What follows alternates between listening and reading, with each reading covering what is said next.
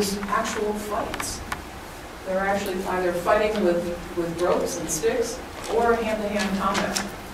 So these performances can become quite serious and quite violent.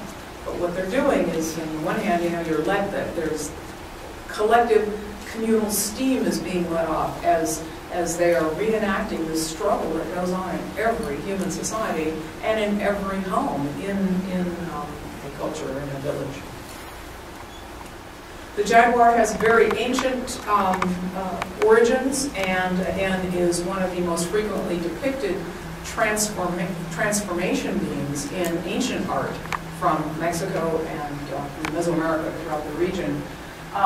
This is from about AD 700 in central Mexico, not in fact from the state of Puebla, where there is a man, he's dressed in his jaguar performance costume, but in fact, as is portrayed on these two Maya ceramic artworks, this is the jaguar is the being into which people of special supernatural power could transform themselves.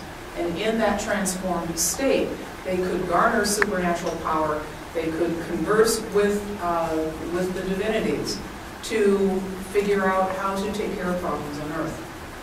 So here we have the jaguar as this powerful being, this intermediary, that today actually is still very much present in the brujeria, in the witchcraft throughout Mexico. So here are various representations of masks. There are other dances, other performances. Yes, sir?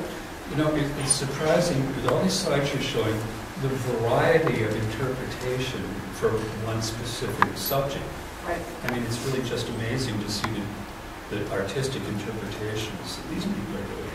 Well, I'm glad you picked up on that, because I specifically worked towards that in going when I put this PowerPoint together. Because it's so true. I mean, I wanted the artwork to reflect this incredible diversity of these performances. And you can have two towns just right down the road from each other, and they're both going to have a carnival, and it's going to look very different. I mean, that is definitely possible. There are other of these dances where the jaguar is the key character. And the jaguar, rather than being a malevolent being, is in fact, he's the protector of the fields and the livestock. The jaguar, depending on what town it is, they see the jaguar as the lord of the forest, as the being that will keep all the rest of the animals away from killing livestock. Keep the fox away from your chickens, the pumas from your horses and cattle and sheep. There are two other primary dances from West Mexico, Dance of the Field Workers and Dance of the Cowboys. And in those, they corral the jaguar, who had been preying on the fields or preying on the livestock. And by corralling the jaguar and taming the jaguar, then the jaguar becomes a helper to the field workers or the cowboys to ensure agricultural and livestock fertility. And this theme of fertility is shown over and over and over again in the color choices on some of the masks from West Mexico. Green and yellow refer to the cycle of fertility, from unripe new maize, corn, to the ripened and fecund corn or maize. So here you get color acting as a symbolic representation of the desired outcome. Now,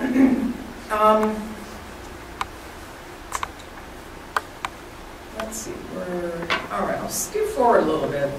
We'll leave the jaguar for later. But I want to talk to you about Los Negritos, the endeared black men. This is really interesting. I had no idea what this was all about until I started working on the Bryce collection. The dance of the little black men, or the endeared black men, is specific to primarily Michoacan, Guanajuato, a little bit into neighboring Nayarit, and somebody said also in Colima. So this is all West Mexico. Michoacan being the heart of the big drug cartel that's taking power right now since the Mexican government took down the guy in Veracruz. It's kind of a very dangerous place to be right now. But the Dance of the Negritos is specific to this area in West Mexico where the great haciendas were developed in the 1700s. What they were growing there primarily were cattle, corn, maize, and then also this has become the heart of the tequila production. I mean, it always was, even in ancient times, for making what's called pulque, and now this is where all the great tequila is coming from. So these haciendas were set up in the 1700s. I mean, haciendas as large as the King Ranch in Texas. Very powerful Spanish people owned these huge ranches, and they completely ruled everything. But they were all independent units. Just as plantations here in the South were pretty much independent. They not only grew all their own food, but they made their own clothes. They wove their cloth, made their own clothing, had their own ironworks, had their own butchers, self-sustaining units, absolutely the same for these big haciendas in West Mexico. The problem that the Spanish overlords had was that they didn't have any skilled labor in Mexico at the time to run the blacksmith shop, to be the tailors, to properly raise the children, to be the governess and the concierge, and they had no skilled labor. So they brought skilled labor over from Spain. And it just so happened in the 16th century, the skilled labor in Spain, the people who did, the accountants, all the people who did these things happened to be from Northern Africa. They were the descendants of Moors. And of course, the final eradication of Moors out of Spain was in 1492. So there was plenty of people from Africa in Spain at this time, and they were the skilled individuals. So they all got brought over to West Mexico.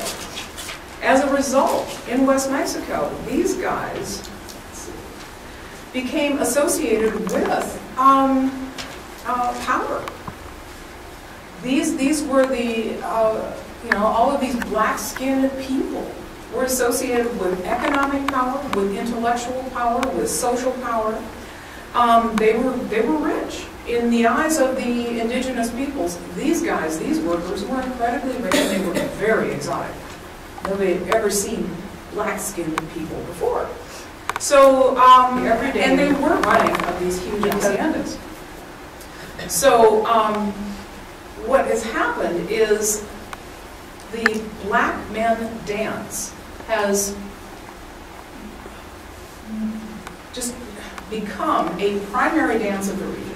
And what the people who dance here are young men who have been who've been very ill, or who had a bad traffic accident, or who had some terrible misfortune happen to them.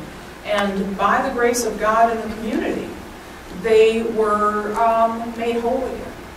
And so to thank divinity and to thank the community for providing them with whatever it took for the person to regain health or to come through a bad car accident pretty much whole again, they will put on this dance. And it's not just going through the streets dressed as this rich, exotic, and powerful person, but in that role, then what the young man does is puts on a big dinner and gives gifts to the people of the community. So it's a way of publicly thanking everybody by inviting them over to your house for dinner and going through the streets and people seeing this and knowing that this is happening. So it is a kind of broadcasting of thanks. And so that's what these black men dancers are doing in West Mexico. So performance has very ancient origins in Mexico, and it's an integral and very powerful part of the community today. This isn't party time, it isn't only party time, but it really is very serious, and it's important to maintaining a healthy community. The the mask makers, this is Fidel de la Fuente when he was young, much younger. He's a revered mask maker in Michoacan. Mask makers are professionals. They are respected for their knowledge of the performances, for their wisdom about the human condition, for exploring how to represent in the mask not only the conditions of society and the profane, but also how to put the sacred, how to put the soul into that mask. These masks are not only just a vehicle of transformation, but they do embrace all of these commonalities of the human condition and its spirit. And again, it's the mask makers that make this happen. So these are not just casual productions, but these are it's a very time-honored and valued skill and profession, especially in Central and West Mexico. Masks often get damaged because these are very active performances, and as you saw, some of them do involve rather violent behavior. Masks can be repaired, but sometimes when they are beyond repair, these are considered living, sacred, powerful entities, and you don't just throw them in the trash. Generally what happens is a dance mask, a performance mask, is ritually burned in a quite solemn ceremony, so that the power, the spirit of that mask is properly dispatched and also will not turn around and cause any harm to the community. So, you know, masks are more than just becoming something different or something interesting to look at. And I think the challenge for a mask maker is to figure out how to be a transformative vehicle, but also to impart some kind of narrative. They can take on myriad forms and colors. It's, I think, one of the most diverse and open-ended art forms for active society that human beings have created. And I know Bob will be able to talk to you more about masks elsewhere in the world, since I really do neutron activation analysis of ancient ceramics, and this is all new to me. So, have any questions or anything that I can? Oh, I know. Somebody asked about sources. There is a book on the Grace collection, and it's available here. It's like $25. It's also available in our library, and we have a wonderful librarian, Joyce Weaver, who, the library here at the museum is open to the public. Just simply call Joyce and set up a time, and you can come in and use the library.